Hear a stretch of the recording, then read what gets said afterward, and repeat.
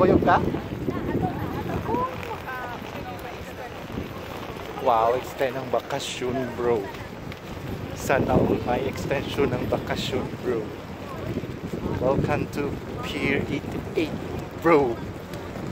Karoon pa ko naka-review bro. Kay bago kayong Pier bro. It's just launch a soft launch August 15. Soft launch August 15, 2023 bro.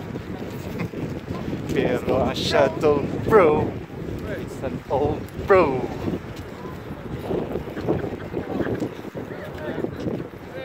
Yun, we're going to Camotes bro.